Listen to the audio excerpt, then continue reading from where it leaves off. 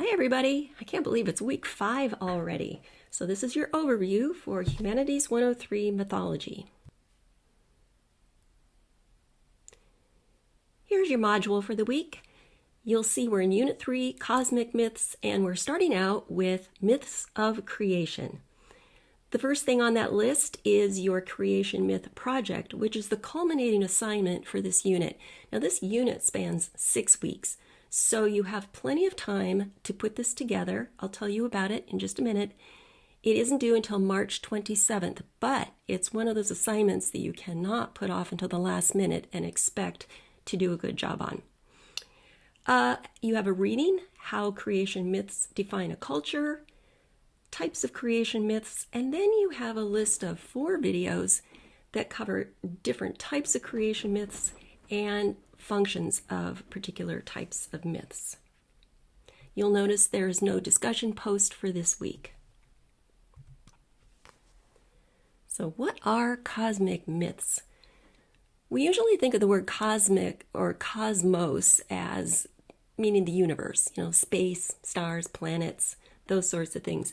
But its Greek root refers to not just the universe that we can see, but the universe as a place of order as opposed to chaos, because ancient peoples could look at the stars, the moon, the planets. They could see them, rising and setting, their orbits at different times of the year, and they realized that there was a consistency, a predictability about the universe. And so they came up with what to them were very logical explanations, and those had to do primarily with deities that would be, engineering all of this order.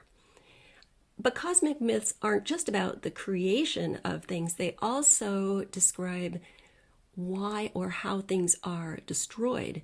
So we can look around and we see things being born and blooming and coming into being, but we're also crucially aware that life is temporary and that things die. Things die with each season, with each lifespan.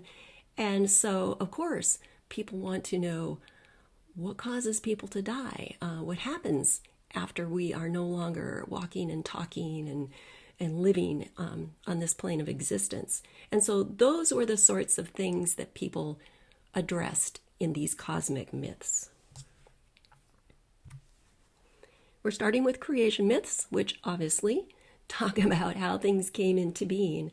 And, just like with the last unit with pantheons, we looked at what types of deities a culture created and the relationships, among those deities. And we gleaned some clues or evidence about what that culture valued, what their priorities were.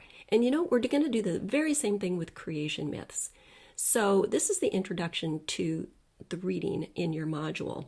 By interpreting and analyzing creation myths, we provide ourselves with a window into the driving forces of that culture's members, as well as a viewpoint on how individuals and society may have viewed their connection to their gods. In these creation myths, the elements of how, when, and why men and women are created serve as the basis for revealing the specific relationship a culture holds with its gods. They also provide insights into other relationships. So not just people in relationship to their deities, but also their environment, because so many myths explain not just how humans came into being, but how the environment that they were looking at and living in came into being. So the plants, the trees, the weather, the animals, and so on. We're going to use the 9 types of creation myths that are described by a scholar named Marta Weigel. She looked at thousands of different creation myths from cultures all around the world and then categorized them into 9 general types. And many creation myths actually encompass more than one type. So these are not exclusive types by any means. And you will need to know these in order to do your final culminating project for this unit. Here's just a screenshot of the first type. that's in the table that's included in your readings. So a type would be accretion or conjunction. And I'm not going to read it for you. You can read through all of these. But each type has a very specific, let's say, group of elements or actions that characterize it. Okay, your creation myth project, like I said, that's due in about 6 weeks on March 27th. And what you'll be doing, it has 2 parts. The first part is an original creation myth written by you. It cannot be based on any creation myth that we watched, listened to, studied, read. Nothing you've heard or read in the past. It has to be completely a product of your imagination. Now, I have to tell you, your creation myth may seem a little bit similar to ones that we've studied because you're going to base it on one or more of those Weigel creation myth types.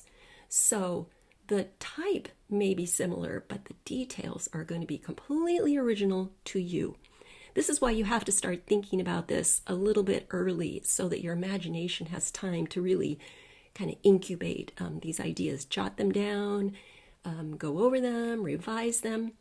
This myth also has to be well written. So that means writing a rough draft. It means putting it away, coming back to it, doing some more revision, showing it to people, asking for feedback. We're not going to do formal peer review for this like you might do in, say English 101. But I'm going to leave that up to you to get the feedback you need. And then you'll be putting together a final draft, which is grammatically correct, which is, I would say, beautifully written. It's written like a really nice creation myth that you would find in the book. Okay? The second part of it is the analysis. So now you're going to take your creation myth and put it under the microscope, just like we're doing with some of the other ones that we read. You're going to identify which Weigel types you used and explain how those types or those elements suggested the creation that you described. That will make more sense a little bit farther into the unit. When we've read more, we've watched more stories, we've looked at a few more scholarly articles, you will find that your analysis is not difficult to write.